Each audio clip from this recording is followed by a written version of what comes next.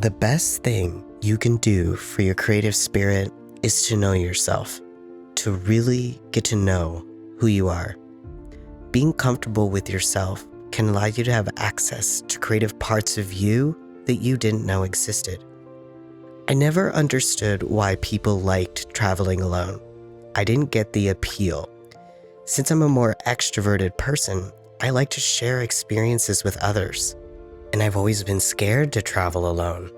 But what I didn't know was that it would be just as rewarding to share an experience with myself.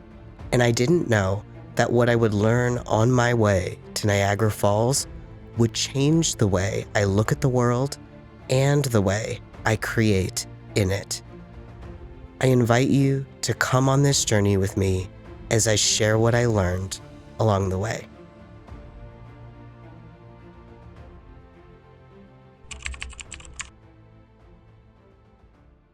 So I'm officially on my way to Buffalo, New York and Niagara Falls. I am so excited.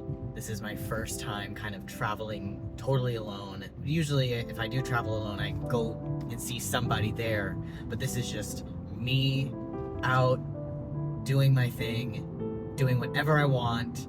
I am so incredibly excited to see the falls. Like, my God, it's gonna be beautiful. And I'm also gonna see Taylor Tomlinson, which is really, really exciting. Because I love her, she's my favorite comedian, and that's why I'm going to Buffalo, New York in the first place, is to see her. So yeah, very excited, and I'll see y'all soon. So the first thing that I learned while traveling alone was that I could actually pay attention to my surroundings and the people that are in my surroundings, because I wasn't distracted by anyone else that I usually would travel with. I could people watch. I could find beauty in small things that I wouldn't have noticed otherwise. It gave me the opportunity to enjoy the airport too, which is something I didn't think that I would ever say. And I could enjoy the architecture at the airport, which I would not have noticed if I was traveling with someone else. And I could really take my time taking photos of things, taking videos of things, and be creative in the moment. It gave me freedom. I could do whatever I wanted. And it freed up my mind to be more present in the moment. And any time that we can be present and get out of our minds and pay attention to what's around us, the more that's going to uplift our creativity, because that frees up our thinking mind, which can often get in the way of creating, because I think creating comes from someplace deeper. Creating comes from our souls, and we can't create effectively and openly if our souls are not present in the moment.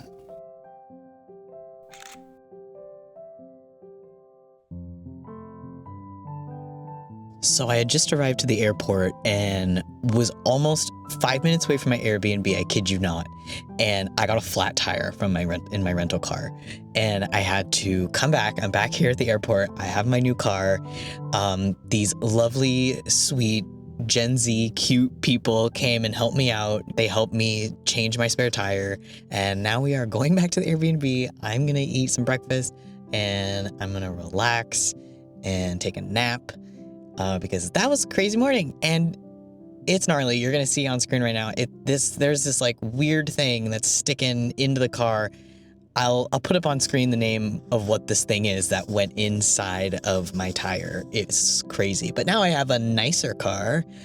We are rocking a nice blue Nissan Sentra instead of a Mitsubishi, whatever the fuck I was driving before. But anyways, I am safe. Everything's good. But yeah, what an interesting way to be welcomed to Buffalo, New York.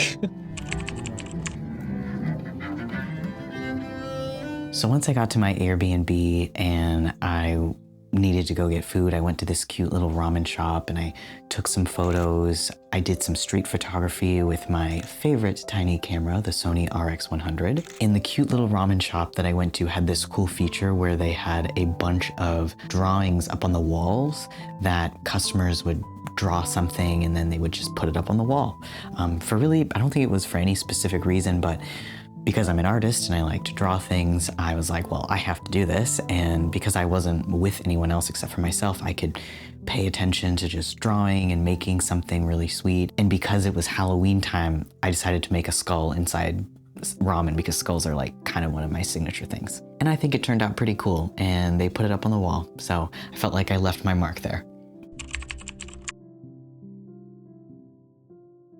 Once I actually got to the falls, I was struck by, obviously, its beauty, but I think more importantly, its power and like its strength.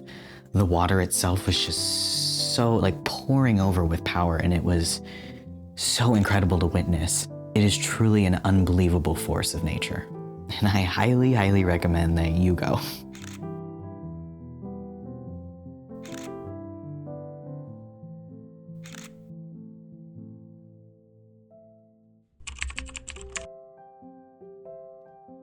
I usually am not the one to like traveling alone. I've had a lot of issues with just being alone and really struggling with that mentally.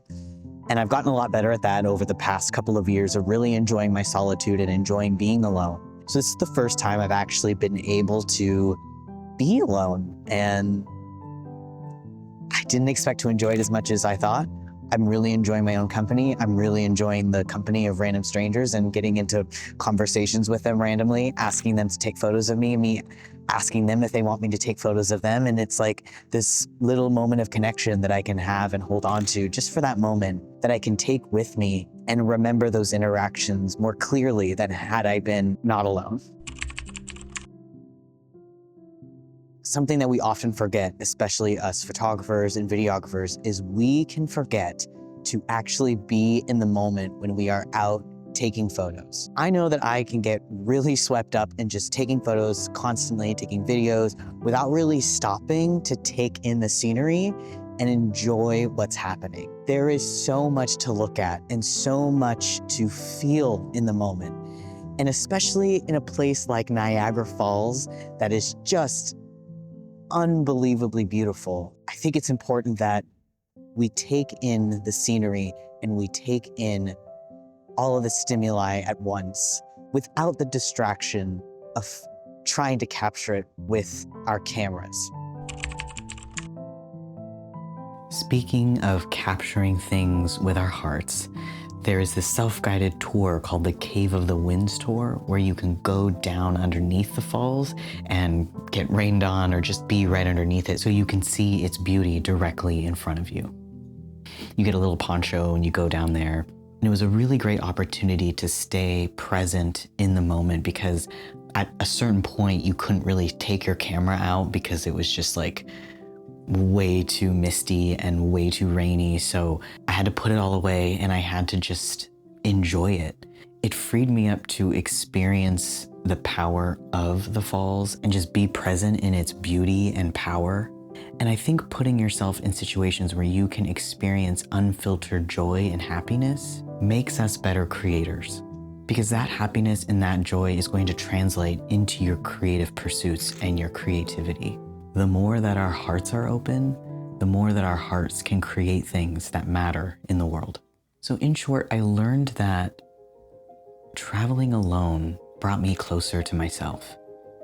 I literally created an opportunity for me to be creative, to be in nature, to immerse myself in whatever I was doing. And I literally changed as a person. I went on my own little hero's journey, traveling into unknown territory, running into trials and tribulations, had moments of growth and epiphanies, and then came out the other side with knowledge I didn't have before that I could share with the world. Ultimately, I learned how to be with myself. This gave me a chance to actually be with the world around me, making me a better person and making me a better creator. If you stuck around this long, I want to thank you for watching. My name is Kai. I'm an artist and photographer. I'll see you next time.